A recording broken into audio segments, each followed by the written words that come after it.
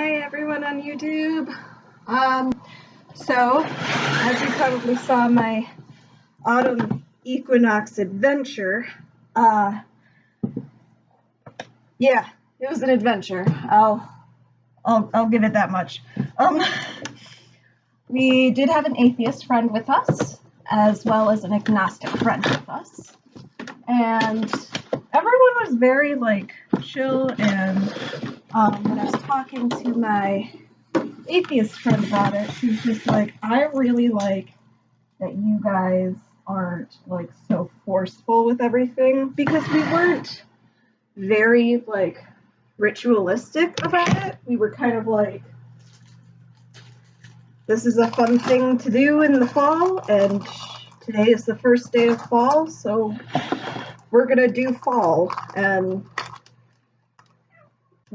hi Cooper, relax.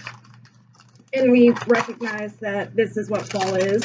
And then when we were eating food at Beatty's, because we did get food at Beatty's, we said, okay, let's give thanks and recognize that it's the fall equinox, and we did. And that was it. And it was really fun and nice and very chill. And yeah, so it was all very chilled out, relaxed. We weren't doing anything completely crazy, And also, I wanted to give you guys, I used to give you guys a rundown of what the holiday was, for the baby pagans out there. So I figured I should do that again. I am making my windows spooky. That's what I'm doing. I have little gel things, and I'm making it all spooky on my window. So the autumn equinox, what? Oh, you just want food. You have food in here. You're so lazy. There. So the autumn equinox is most commonly recognized by the Greeks and by Wiccans.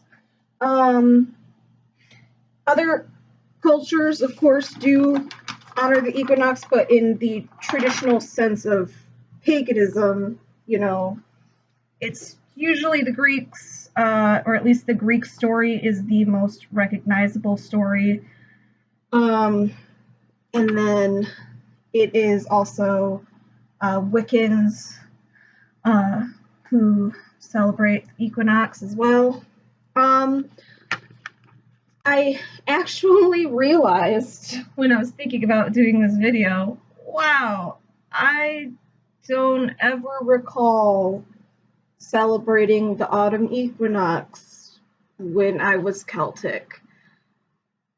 Why is that? And so then I looked it up and I realized, oh, it's because the Celts don't practice the autumn equinox. That could be a fantastic reason. According to the Druids, while they recognized that it was a real thing that was happening, that was the time for summer to become fall, and that things were happening, they didn't have a particular myth about it, at least one that was very popular, at the time, It started coming up more in the 1970s, about when people started being like, oh no, there's this Celtic myth about Mabon and stuff. So, but the Greek one is pretty famous. You learn it in all of your English classes as a freshman when you're studying Greek mythology. They say, oh man, the rape of Persephone. Here's the thing, though, is that what we study in English class, okay, I'm about to make some people very angry with me. What we study in English class is not the traditional story that the ancient Greeks were told or taught. If you go, like, of course, if you go into like the newly translated and stuff, it's what you're gonna find. But that is not the traditional story. The traditional story that I have been made aware of, which personally I like better than the rape of Persephone, okay, is where it's the reason why Hades fell in love with her. Cause like when you look at the myth that we're taught, where Hades opened up the earth and swallowed her whole, and now she's trapped and blah blah blah. When you look at that, why did Hades fall in love with her? Like, what was his reason? Is there one? Not in the story that we're told anyway. Like, we're all just kind of told he fell in love with her. He opened up the earth, and the earth swallowed her whole and brought her to Hades, and he was like, "You're mine," and she was like, "You're my uncle," and he was like, "But I love you," and then Demeter was like, "Where's my kid?" and Hecate was like, "I know, but I'm not telling." And then Demeter was like, "Zeus, this is your child as well. You need to help me find the child."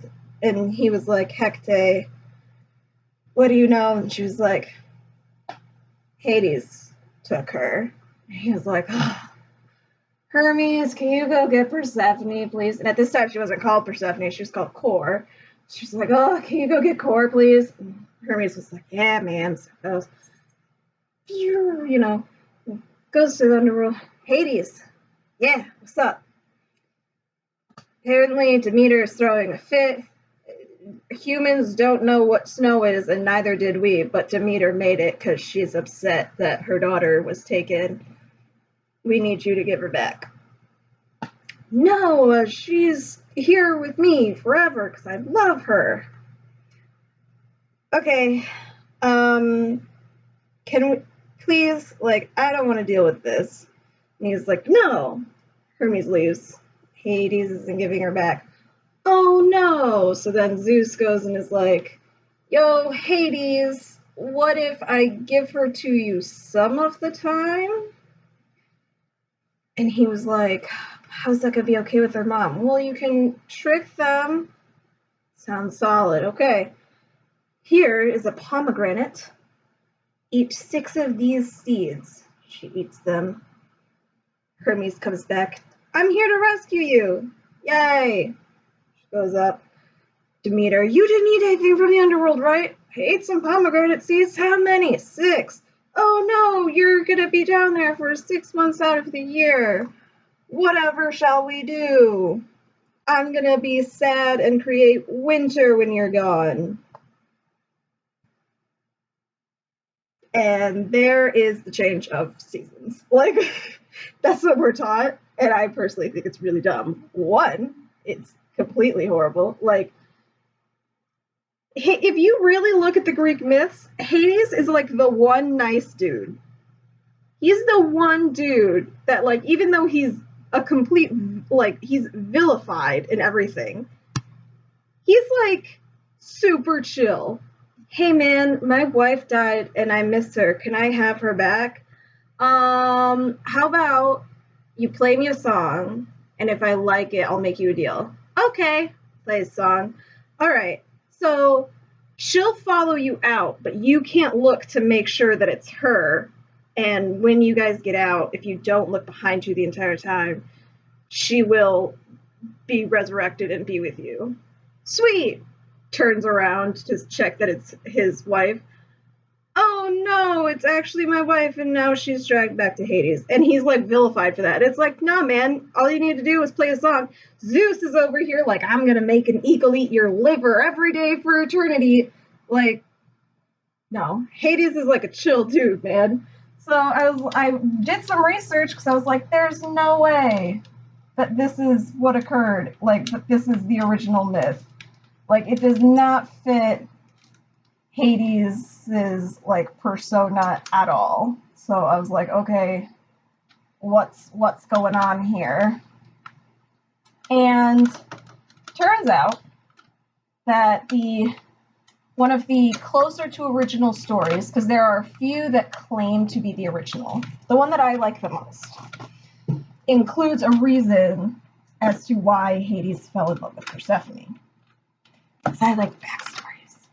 And so the myth that I have kind of decided is the correct one for my path. And I know some people will be like, you can't play pick or choose with the myths. Try me. This one's better. What happened was Hades was doing some court stuff, making decisions on where all the souls should go and whatever. And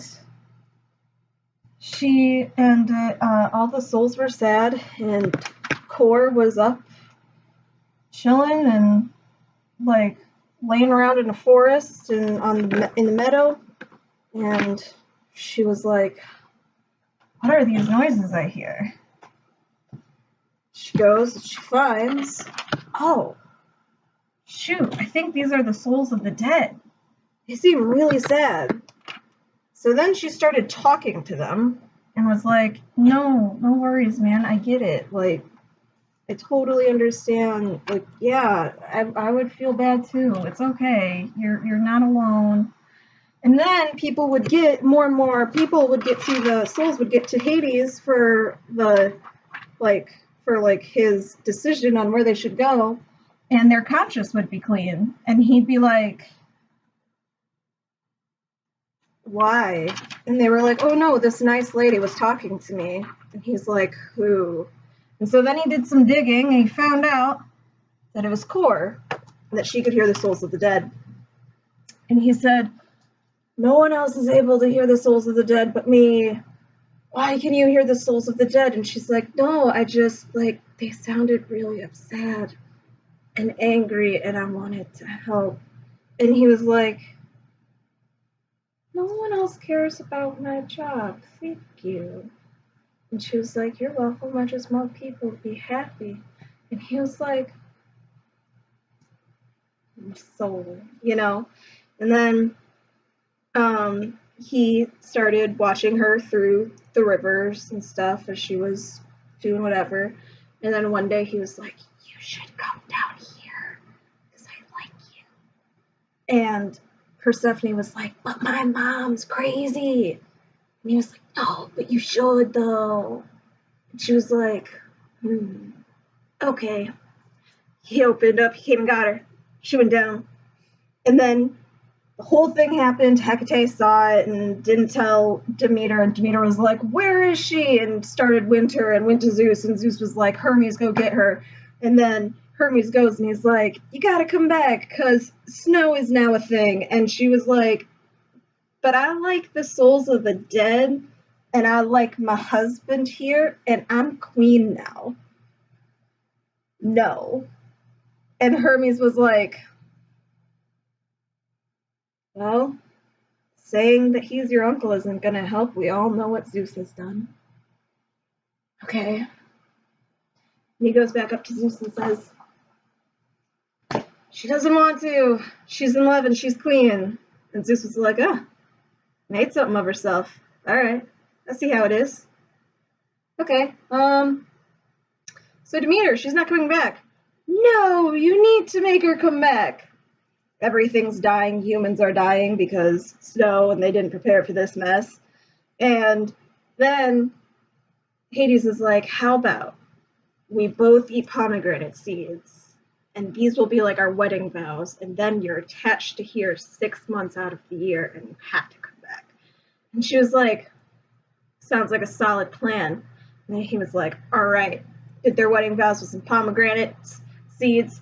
And then she's like, hey mom, I can come back up here, but I accidentally ate some pomegranate while I was down there, so I'm stuck there for 6 months, and now that's the changing of the seasons. Personally, I like that one better because it's just like that is way more like just consistent with Hades as a dude, you know? Hades isn't like a villain. And so many people are like, oh, he's horrible. And it's like, nah, man, Disney just made him sassy. And he likes it. Like, but he is sassy, but like, he's not a jerk. Jeez. And they actually have a functional marriage. If you continue to read the myths and stuff, they actually have a functional marriage. They are like the epitome of a good marriage in Greek myth. And everyone's like, oh, the rape of Persephone, but they have a good marriage. It's like, no. If they have a good marriage, then that wasn't the thing, and then this is the thing, and then So I probably just made a whole lot of people angry by being like, you were taught wrong, let me tell you correct. And you can leave whatever comments you want. I stand by my side of the story, and that's fine. So, yeah, that's the story of the autumn equinox, both the accepted one and the, if you look deeper into it, one. You can find sources for both. And yeah, have a good autumn equinox, everybody. Peace out.